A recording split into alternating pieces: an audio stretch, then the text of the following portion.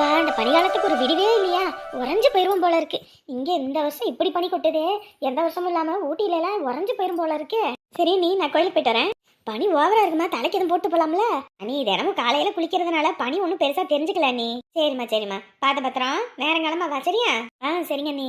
அங்கத்துல எந்திரிச்சா என்ன சமைக்கிறதுன்னு நினைக்கிறதுலயே மண்டை குழம்பு போயிரும் போல இருக்கு. சாம்பார் வச்சாலும் வேணான்றாங்க, புளிக்குழம்பு வச்சாலும் வேணான்றாங்க, கறி குழம்புனா எவ்வளோ வேணாலும் வைமா, எவ்வளோ வேணாலும் சாப்பிட்றேன்றாங்க. மற்ற குழம்புல தொண்டைக்குழியில இறங்க மாட்டிக்கிது இந்த பிள்ளைங்களுக்கு. நாட்டுக்கோழி முட்டை வேற வாங்கிட்டு வந்து கிடக்குது, அதை எதுவும் குழம்பு வச்சிருவோமா என்ன? நேரம் கட்ட நேரத்தில் பிள்ளைங்களுக்கு கொடுத்து விட்டு உடம்பு கிடம்பு சரியில்லாமல் போச்சுன்னு என்ன பண்ணுறது? வீட்டில் இருக்கும்போது கொடுத்தா பரவாயில்ல, பள்ளிக்கூடத்துக்கு போகும்போது வேண்டாம். வேறு ஏதாவது பண்ணுவோம், பேசாட்டுக்கு தக்காளி சோறு காய் சோறு ஏதாவது ஒன்று கிண்டி விட்டுருவோம், அதுதான் சரி.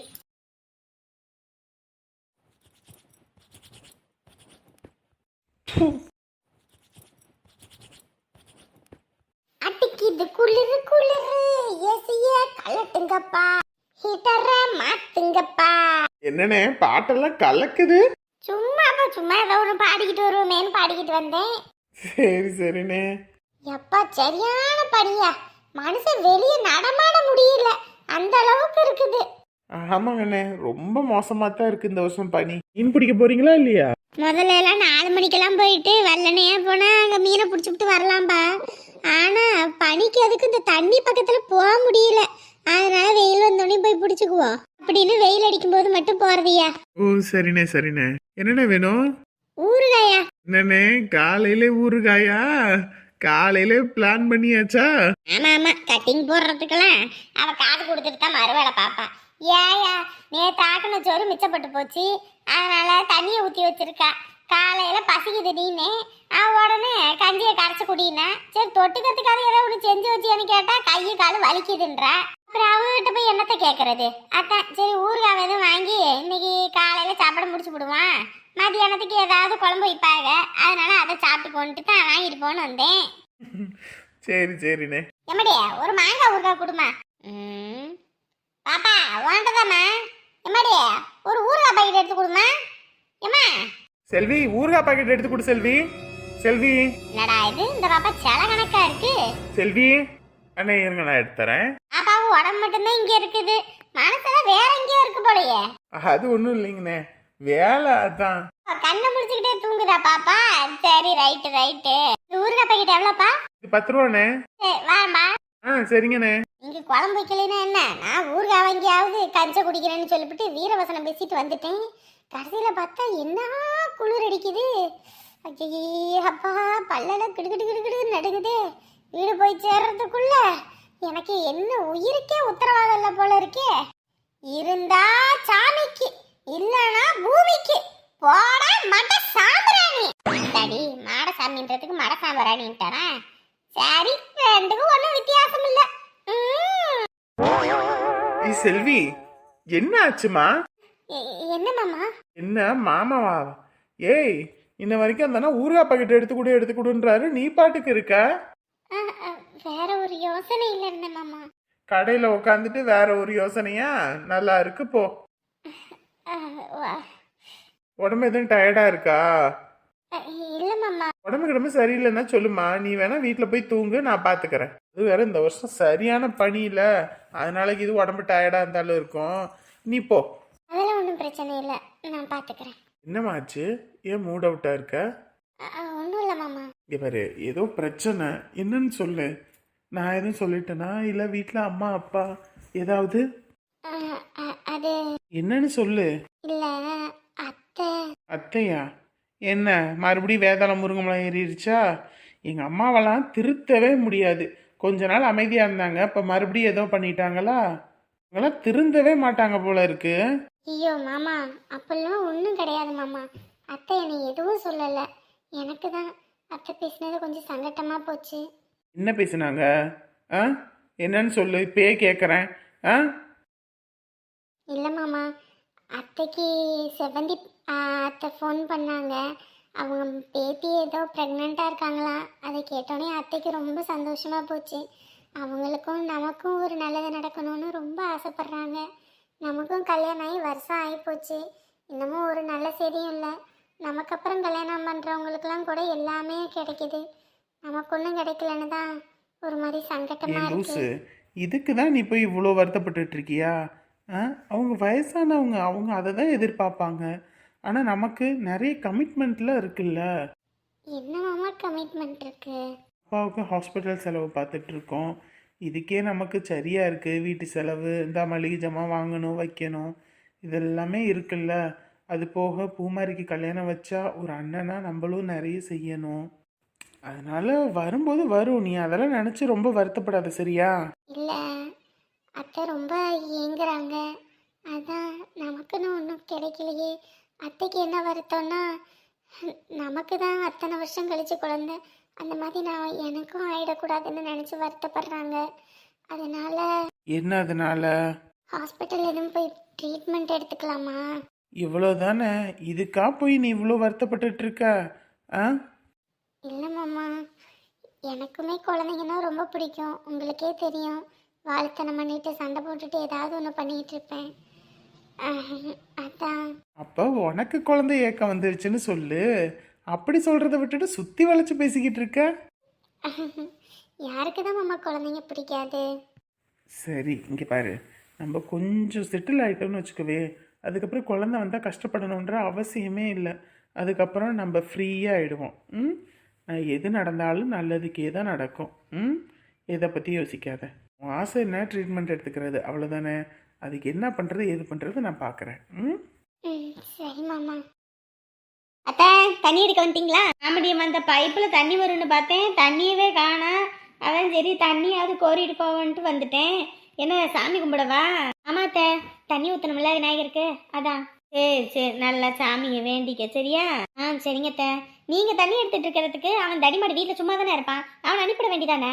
அரவிந்தா, பனி அதிகமாக இருக்குல்லம்மா. நேற்று ராத்திரியெல்லாம் இருமிக்கிட்டு கிடந்தான், சளி பிடிச்சிக்கிட்டு. அதான் பையன் தூங்கட்டுன்னு விட்டுறது, தண்ணி காய வச்சுட்டு எழுப்புவோன்னு. நீங்க தான் அவனை செல்லம் கொடுத்து கெடுக்கிறதே. ஒத்த பையனை பெற்று வச்சிருக்கோம், என்னத்தை கட்டி தூக்கிக்கிட்டு போறோம் போகும்போது. இருக்கிற வரைக்கும் நம்ம பார்த்துக்கிட்டு போவோம். இப்போ மாமாவையாவது அனுப்பி விட்டுருக்கலாம்ல. நீங்க வீட்டு வேலையும் பார்த்துட்டு இந்த பனியில தண்ணியை எடுத்துக்கிட்டு இருக்கிறதுக்கு. யாரு உங்க மாமாவையே? காலம் கெட்டுச்சு போ. ஆனா நீ வேறம்மா, இந்த பனிகளாம் ஆரம்பிச்சது 10 பெட்ஷீட்டு மேலே மடிச்சு வச்சிருந்து எல்லா பெட்ஷீட்டும் எடுத்து போத்திக்கிட்டு, எனக்கு குழு எல்லா பெட்ஷீட்டையும் போட்டு வளர்த்திக்கிட்டு படுக்கையை விட்டு எந்திரிக்க மாட்டேங்கிறது. காப்பியை கூட படுக்கையிலே கொண்டு போய் வாயில ஊட்டி விட்டு வரணும் போல இருக்குது. குடிச்சா கூட அந்த கிளாஸை கீழே வச்சுக்கிட்டு அது சிலு சிலு சிலுன்னு இருக்கு, என்னால் தொட முடியாதுன்றது. என்னென்ன வித்தை காட்டிக்கிட்டு இருக்கிறது தெரியுமா? அந்த மனுஷன் தண்ணி கோரிட்டு வந்ததுன்னா கிழிஞ்சிரும். அந்த பைப்பு ஒன்று போட்டு விட்றேன் நாங்களாம் வீட்டுக்கு வீடு. அதுக்கு தான் ஒரு 5000த்துக்கு காசை கட்டி பைப்பு லைன் போட்டுறணுமா. இவங்களெல்லாம் எதிர்பார்த்துக்கிட்டு இருந்தோன்னா வேலைக்கு ஆகாது. ஆமாங்கத்த, அங்கே நம்ம வீட்டுக்கும் போடணும். அண்ணியும் தண்ணி எடுக்கிறதுக்கு இவ்வளோ தூரம் வந்துட்டு தான் போகிறாங்க. அதான் ஊர் தலைவர்கிட்ட பேசி அதை என்னன்னு பார்த்து போட்டு விட்டுறணுமா, கட்டி விட்டு. சரிங்கத்த. சரிம்மா, நான் பேசிக்கிட்டே இருப்பேன். நீ போய் சாமி கும்பிடணும், போய் கும்பிடு. நானும் தண்ணி எடுத்துக்கிட்டு போகிறேன், பனி ஓவராக கிடக்கு. சரிங்கத்த. அப்பா கிளம்பிட்டீங்களா? ஆமாம் ஆண்டி, வந்தாச்சு, ஊர் சுற்றி பார்த்தாச்சு, இனி கிளம்ப வேண்டிதான். 2-3 நாள் நீங்கள் இருந்துட்டு போயிருக்கலாம், உடனே கிளம்புறேன்றீங்க. எனக்கும் ஆசை தான், பட் அங்கே பிஸ்னஸ் எல்லாம் தலைக்கு மேலே இருக்குது. அதெல்லாம் போய் பார்க்கணும், வைக்கணும். என் ஃப்ரெண்டை வேற நம்பி விட்டுட்டு வந்திருக்கேனா, அவனுக்கு அந்த அளவுக்கு பொறுப்பெல்லாம் இல்லை. அதான். ஆண்டி, நீங்கள் கவலையப்படாதீங்க, நெக்ஸ்ட் டைம் வரும்போது நாங்கள் உங்கள் வீட்டில் தான் ஸ்டே பண்ணுவோம். தாராளமாக நீங்கள் தங்குங்க, உங்களுக்கு யாரும் வேண்டான்னு சொன்னா. அதுவும் இல்லாமல் உங்களுக்கு தெரிஞ்சவங்க போகிறவங்க வரவங்க யாராவது இருந்தாலும் அவர்கிட்ட சொல்லி விடுங்க, நம்ம வீட்டுக்கு வர சொல்லி நாங்கள் நல்லா பார்த்துருந்து அனுப்புகிறோம். யோ சோ கியூட் ஆண்டி. கூட்டா? கூட்டு இல்லை, கியூட்டுன்னு. அப்படியா? சரி. ஆன்ட்டி, என்னோட வீட்டில் கூட என் ஃபேமிலியில் யாரும் இவ்வளோ நல்லவங்க கிடையவே கிடையாது. நீங்கள் ரொம்ப நல்லவங்க. நான் நல்லவதான், உங்களுக்கு தெரியுது, என் கட்டண புருஷனுக்கு தெரியலையே. நீங்கள் கண்டிப்பாக திண்டுக்கல் வரும்போது ஃபோன் பண்ணுங்க, எங்கள் வீட்டுக்கு நீங்கள் கண்டிப்பாக வரணும். வந்துடுறேன், நான் வராமல் இருப்பேனா? வந்துடுறேன். இந்தா அவங்ககிட்ட கொடுத்துரு. ஆன்ட்டி இந்தாங்க, இதில் நீங்கள் அதில் 27,500 எழுதியிருந்தீங்க. நான் கொஞ்சம் சேர்த்து போட்டு 30,000 கொடுக்குறேன், வச்சுக்கோங்க. 30,000? என்னப்பா 2,500 சேர்த்தே கொடுத்துருக்கீங்க? அது உங்களுக்கு டிப்ஸா?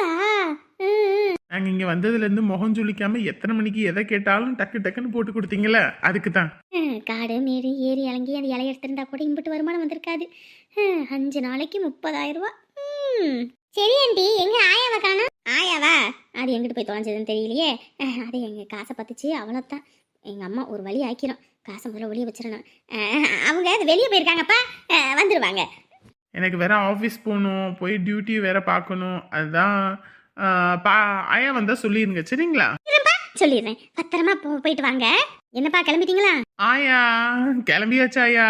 ஐயோ, எங்க அம்மா வேற வந்துருச்சு. எப்படியாவது உள்ள எடுத்துட்டு போய் வச்சிடணும். நாங்கப்பா இதுல நம்ம ஊர்ல விளைஞ்ச கேரட்டு, உருளைக்கிழங்கு, அப்புறம் லீக்ஸு, அப்புறம் நம்ம ஊர்ல கிடைக்கிற தொம்பப்பழம், விக்கிப்பழம் எல்லாமே இதுல இருக்கியா?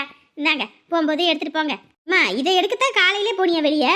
ஆமாண்டி, நம்ம ஊருக்கு வந்திருக்கு பிள்ளைங்க, அதுங்களுக்கு இங்கே கிடைக்கிறது அங்கே கிடைக்காதுல்ல, அதான் எல்லாம் பறிச்சு கொண்டு வந்தேன். சரிக்கி டீ தூள் எல்லாம் இருக்குப்பா, அங்கே போய் நல்லா டீ காப்பி எல்லாம் வச்சு குடிங்க, அது சாப்பிடுங்க, வீண் பண்ணிடாதீங்க. சோ ஸ்வீட் ஆயா. சரிங்கப்பா சரிங்கப்பா. ஐயா நீங்களும் ஆன்ட்டி திண்டுக்கலுக்கு வரும்போது வரணும்னு சொல்லிட்டேன் வீட்டுக்கு. என் மருமவெல்லாம் அங்கே தான் இருக்காங்க, கண்டிப்பாக வாரேன். சரி, அப்போ நாங்கள் போயிட்டு வரோம். போயிட்டு வாங்கப்பா. இதுங்க ரெண்டும் இருக்கும்போது என்னடா இதுங்க யாருக்கெல்லாம் ஆக்கி பொண்ணு வைக்கணும்னு தோணுச்சு. இப்போ போனோன்னே வீடே வெறிச்சோடி போயிடுச்சு. சும்மா ஏதாவது லொடலொடன்னு ஏதாவது அந்த பையன் பேசிக்கிட்டு இருப்பான், அந்த பிள்ளையும் பேசிக்கிட்டு இருக்கோம். இப்போ ரெண்டும் இல்லைன்னொன்னே என்னமோ மாதிரி இருக்குது. என்னடி பிள்ளைங்க காசு கொடுத்தாங்களா? ஆமாம், எங்கே வெறும் 12,000 கொடுத்துட்டு போகிறாங்க. 12,000மா? கணக்கு வழக்கு அவ்வளோ போட்ட? காசு இல்லைன்னு வச்சுங்க, அதான் சரி போயிட்டு போட்டுன்னு விட்டுட்டேன். ஏண்டி நீ கடைஞ்செடுத்த கஞ்ச பிசினாரி, எச்சு கையில் காக்கா போட்ட மாட்டேன். அவங்க அப்படி சொன்னாங்களாம், நீ கேட்டியா? இருக்கிறத கழட்டி விட்டுட்டு அனுப்புற ஆளு நீ வேணான்னு சொன்னிய? ஆமாம், உனக்கு என்ன பார்த்தா எப்பயும் அப்படித்தான் தெரியும், காசு காசுன்னு அலையிற மாதிரி. நான் ஒன்றும் அடுத்தவங்க பணத்துக்கு ஒன்றும் அலையிற ஆள் கிடையாது. அதுங்க வெளியில் ஊர் சுற்றினதுனால காசு இல்லையா, அதுவும் இப்போ பெட்ரோலுக்கு கூட காசு இல்லை அப்படி இப்படின்னு வச்சுங்க. அதனால தான் சரின்னு சொன்னேன். இல்லைன்னா நான் என்னத்துக்கு இது பண்ணுறேன்? அதுவும் இல்லாமல் முதல்ல வந்த பிள்ளைங்க அவங்கள ஏதாவது முகம் குறையிற மாதிரி எதுவும் பேசிவிட்டோன்னா அதுக்கப்புறம் அதுங்க வேணான்ட்டு போயிருங்க. அதுங்க 4 பேத்துக்கிட்ட எப்படி நம்மளை பற்றி பெருமையாக சொல்லுங்க? அதுதான் கேட்குறவன் கேன பையனா இருந்தா கேரமோட கண்டுபிடிச்சது கேஸ் ரவிக்குமார்னு சொல்லுவீங்க. நீ நடத்து. அப்பாடா, நம்ம அம்மா கண்டுபிடிக்கல. கண்டு பிடிச்சிருந்துச்சு அம்பிட்டத்தேன். அந்த ஆள் ஒரு 1 லட்சம் கொடுத்தது, நம்ம ஒரு 30,000 வச்சுருக்கோம். அப்புறம் அங்கே வேலை செஞ்ச கூலி வரும் 2,000 3,000 வரும். அதுக்கப்புறம் அம்மாவோட இந்த பணம் வரும். அதை வச்சு ஒரு சில கடன்லாம் அடைச்சி விட்டா அதுக்கப்புறம் ஒரு 2 கடனை மட்டும் வச்சுக்கிட்டு அதை மட்டும் கட்டினா போதும். அந்த ஆள் இனிமேல் மாதம் மாதம் காசு கொடுக்குறேன்னு சொல்லிட்டான். இனிமேல் கடன் தொல்லையே இருக்காது. அடுத்து இனி நகை நட்டை வாங்கி சேர்த்துற வேண்டித்தான். யார் விட்டு பிள்ளைமா நீ? பழனிசாமி ராணி அவங்க பொண்ணு. பழனிசாமி ராணினா அவங்க தவறிட்டாங்க. எங்கள் அண்ணன் சந்தோஷ் மகா அவங்க 3வது தங்கச்சி. இது சாமியோடைய மச்சான் அவன் தங்கச்சியா? ஆமாங்க. நீ ஏதோ டீச்சரா இருக்கனாங்க? ஆமாங்க, டீச்சரா தான் போயிட்டு இருக்கேன். சரி சரி, உங்க அண்ணன் எல்லாம் இப்ப ரொம்ப கஷ்டப்பட்டான், சோத்திக்கே வழி இல்லாம. பரவாயில்ல இப்ப தலையெடுக்கவும் நல்லா இருக்கீங்க. அண்ணி நல்லா பாத்துக்குதா? எல்லாம் நல்லா பாத்துக்கிறாங்க. பெரியம்மா தான் ரொம்ப கொடுமைப்படுத்திக்கிட்டு இருந்தா, இப்ப அவளும் ஏதோ திருந்தி அடங்கி உடங்கி வந்துருச்சு போல இருக்கு. ஆமாங்க. சரி சாமியை கும்பிடுமா. நம்ம ஊர்ல அத்தனை பேர் பிள்ளைங்க இருக்குதுங்க, ஒருத்தர் கூட கோயில் குளம்னு இப்பெல்லாம் வர்றது இல்ல. நீயாவது வந்தியேம்மா, சாமியை கும்பிடு. ஓம் சுக்லாம்பரம் சசிவர்ணம் சதுர்புஜம் பிரசன்னம் வதனம் தியாயே சர்வ விக்னோபசாந்தி. ஓம் கஜானனம் பூத்தகணாதி சேவித்தம் கவித்த ஜம்போ பரசாரபச்சித்தம் ஓமாசுதன் சோக விநாச காரணா நமாமி விக்னேஸ்வர பாத பங்கஜம். இந்தாம்மா திருநீர் எடுத்துக்கோ. டீச்சர் அம்மா இங்கேதான் இருக்காங்களா? இருங்க வரேன். Okay teacher. வாங்க சாமி கும்பிடலாம். இருக்கட்டுங்க, நீங்க கும்பிடுங்க. அட வாங்க. இருக்கட்டும், நீங்க கும்பிடுங்க. சரிம்மா வாரேன். திருநீராவது வச்சுக்கோங்க. இல்லங்க வேண்டாங்க. அட வாங்கன்னு சொன்னா ஏன் இப்படி பண்றீங்க? நீங்க வேற 8:30க்கெல்லாம் வேற ஸ்கூல் போயிருவேன்னு சொன்னீங்களா, காலையில நேரமா வாங்க வீடு பாக்குறேன்னு. அதனால குளிக்கலங்க. குளிக்காம எப்படிங்க சாமி கும்பிடுறது திருநீர் வைக்கிறது? அதான் அப்படியே ஓடி வந்துட்டேன். பல்லாவது தொலைக்கிட்டு வந்தீங்களா இல்ல அதுவும் இல்லையா? அதெல்லாம் செஞ்சுட்டு தான் வந்தேன். தண்ணி பக்கம் போகவே ரொம்ப பயமா இருக்குங்க, அதான். நீங்க மட்டும்தான் இருக்கீங்க, அவர் எங்க? அரவிந்தா? ஆமாங்க. அவன் நேரத்துக்கு வீட்டுல இழுத்து போத்தி தூங்கிட்டு இருப்பான். ஓ சரிங்க, அவரும் வந்திருப்பாருன்னு பார்த்தேன். சரி விடுங்க. ஆமா, நீங்க என்னங்க இவ்வளோ நேரமா வந்துட்டு சாமி கும்பிடுறீங்க? சாமி கும்பிடுறதுல என்ன இருக்கு? ஒற்ற பணியில எம்மா என்னால வெளியவே கால் எடுத்து வைக்க முடியல. வீடு பார்க்கணுமேன்ட்டு தான் நான் வந்தேன். ஆனா நீங்க எப்படிதான் இவ்வளோ நேரமா குளிச்சுட்டு இப்படி கோயில்ல வந்து ஆத்தாடி ஆத்தா நினைச்சே பார்க்க முடியல. சரி வீடு வேற காட்டுறேன்னு சொன்னீங்களே, வாங்க வந்து வண்டியில இருங்க போவோம். ஐயோ ஏங்க இது ஒன்றும் டவுன் ஏரியா கிடையாது, வில்லேஜுங்க. இங்கே ஒரு பொண்ணு முன்ன பின்ன தெரியாத பையனோட வண்டியில் ஏறி போனால் பார்க்குறவங்க ஒரு மாதிரி பேசுவாங்க. அதுவும் இல்லாமல் ஏற்கனவே ஒரு தடவை உங்களோட வண்டியில் ஏறி வந்ததுக்கு வீட்டில் செம்ம திட்டு வாங்கினேன். நீங்கள் வண்டியில் வாங்க, நான் நடந்து வரேன். என் பின்னாடியே வாங்க, அங்கே வந்து உங்களுக்கு காட்டுறேன். இந்த பையனை யார் வீட்லேயும் பார்த்தனே. பையன் நம்ம ஊர் கிடையாது. யார் வீட்டில் பார்த்தேன்? அந்த சாந்தாம்மா வீட்டில் எல்லாம் பார்த்தேன். அந்த பையன் எதுக்கு இந்த பொண்ணுக்கிட்ட இங்கே வந்து பேசிக்கிட்டு இருக்கான்? ம் ம் ஏதோ இருக்குமோ. இந்த காலத்தில் யார் நல்லவங்க யார் கெட்டவங்கன்னே தெரிய மாட்டேங்குதே. நல்ல புள்ள நினச்சேன், இதுவும் அப்படித்தான் போல இருக்கு. பனி வேற அதிகமாக இருக்குங்க. வண்டியிலே இருங்க, அப்படியே கூட்டிகிட்டு போயிடுறேன். என்ன? ஐயோ, நீங்க நினைக்கிற மாதிரி கூட்டிட்டு போறேன் இல்ல. வீடு எந்த வீடோ அந்த வீட்டுக்கு கூட்டிட்டு போறேன்னு சொன்னேன். அதெல்லாம் ஒன்றும் வேணாம், நீங்கள் என் பின்னாடியே வாங்க. நீங்க முன்னாடி போகும்போது நான் வண்டியில பின்னாடி உட்காந்துட்டு வரதுக்கு ஒரு மாதிரி சங்கடமா இருக்குங்க. அப்பனா தள்ளிட்டு வாங்க. ஏங்க வண்டி சின்ன வண்டி அங்க தள்ளிக்கிட்டு வர்றதுக்கு. ஏங்க பின்னாடி வாங்க, அது போதும். எல்லாரும் பார்த்து ஒரு மாதிரி பேசுவாங்க. ரொம்ப ஸ்ட்ரிக்ட் ஆஃபீஸர்.